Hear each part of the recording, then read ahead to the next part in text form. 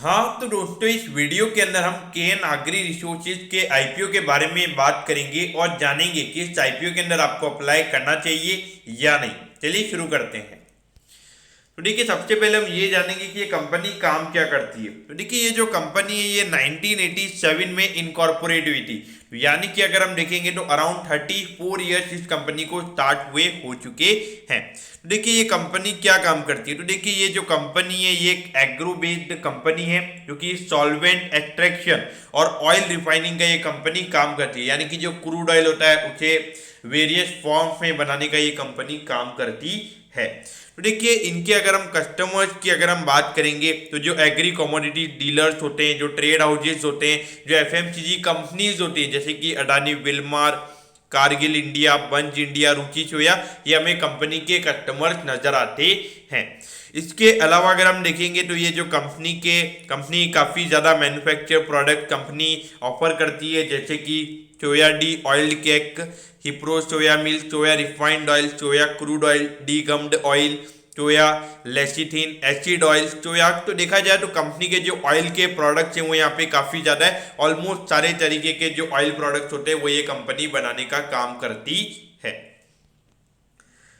तो देखिए, company various agro commodities का यहाँ पे बाइंग सेलिंग करती है जैसे कि मेज, ग्राम, पल्सेस, शुगर, सोयाबीन, व्हीट। तो देखा जाए तो ऑलमोस्ट जो भी एग्रो कमोडिटीज होती है उसमें ये कंपनी डील करती है।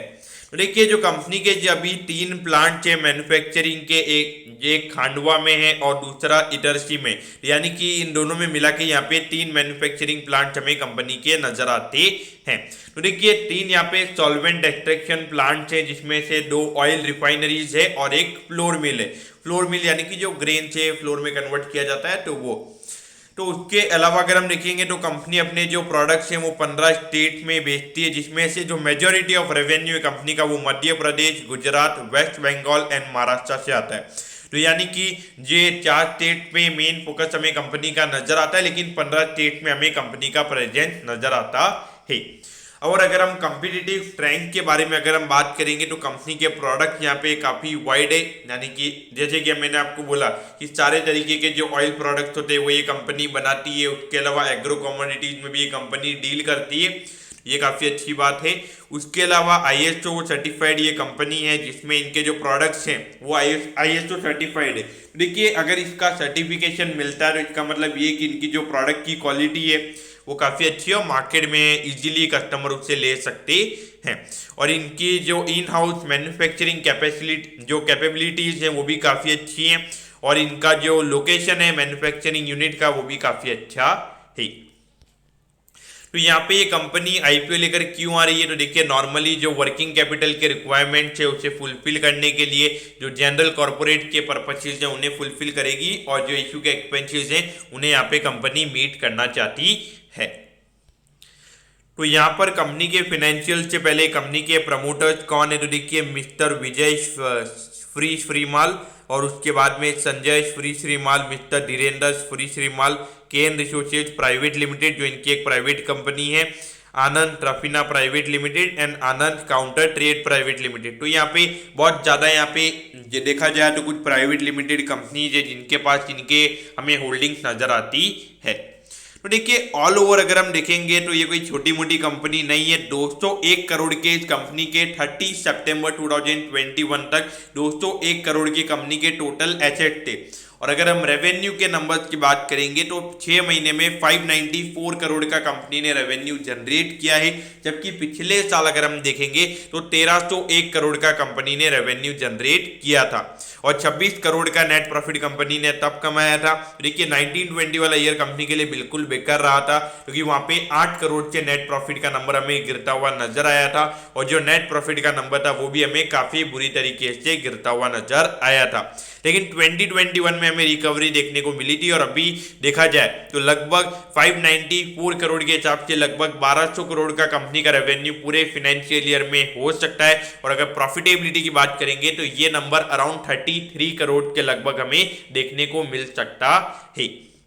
अब आपको लगेगा कि ये जो नेट प्रॉफिट के मार्जिन है वो यहाँ पे काफ़ी कम है, लेकिन देखिए ये जो पूरी ऑयल इंडस्ट्री है यहाँ पे मार्जिन काफ़ी कम होते हैं और आपको लगेगा कि इतना ज़्यादा रेवेन्यू है तो ये कंपनी एसएमई का आईपीओ लेकर क्यों आ रही है, एक मेन बोर्ड आईपीओ ये कंपनी लेकर क्यों नहीं आ रही है।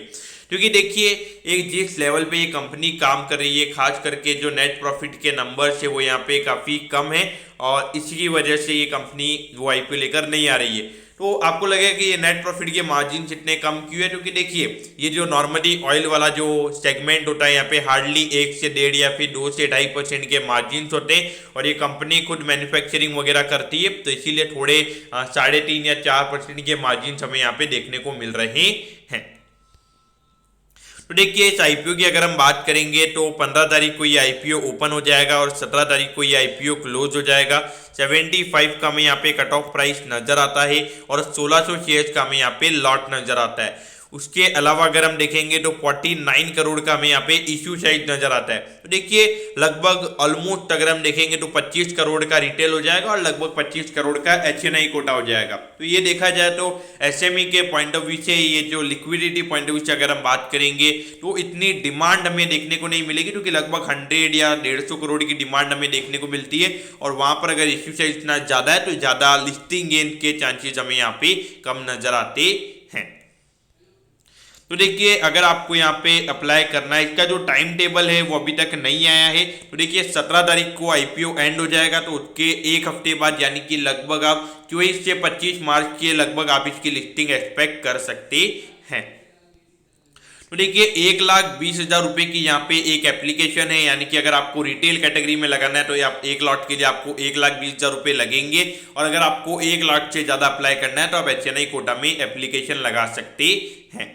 तो यहाँ पे एट द एंड आपने क्या करना चाहिए, देखिए केन एग्री रिसोर्सेज की अगर हम बात करेंगे तो इनके खुद के मैन्युफैक्चरिंग यूनिट्स हैं, तो ये काफ़ी अच्छी बात है क्योंकि अगर खुद की मैन्युफैक्चरिंग यूनिट्स होती है तो आप एक अच्छे मार्जिन एंजॉय कर सकते हैं। और अभी जिस तरीके से ये जो ऑयल के प्राइसेज बढ़े हैं तो वहाँ पे एक अच्छा एडवांटेज कंपनी को शॉर्ट टर्म में मिल सकता है और जो कंपनी के नंबर्स हैं वो शॉर्ट टर्म में अच्छे आ सकते हैं। तो ऑल ओवर अगर हम देखेंगे तो क्या ये प्राइसेज सस्टेनेबल है, तो आने वाले टाइम पे जब ये प्राइसेज नॉर्मल हो जाएंगे, जब फिर से प्राइसेज नीचे आ जाएंगे तो वहाँ पे कंपनी के लिए फिर से प्रॉफिटेबिलिटी में थोड़े इश्यूज हो सकते हैं। और मेन बात ये भी है इनके जो कस्टमर्स है अडानी विल्मार रुचि सोया, तो ये बड़ी बड़ी जो कंपनीज हैं इनकी बार्गेनिंग पावर काफ़ी ज़्यादा स्ट्रांग होती है और वहाँ पे ये कंपनीज इतने अच्छे मार्जिन एंजॉय नहीं कर पाती है। तो देखिए मेरे ख्याल से जो सप्लाई साइड है यानी कि एसएमई में 49 करोड़ का ये जो आईपीओ है तो ये काफ़ी ज़्यादा है। तो उस पॉइंट ऑफ व्यू से देखा जाए तो लिस्टिंग गेन के लिए तो टोटली अवॉइड करना चाहिए, लेकिन फिर भी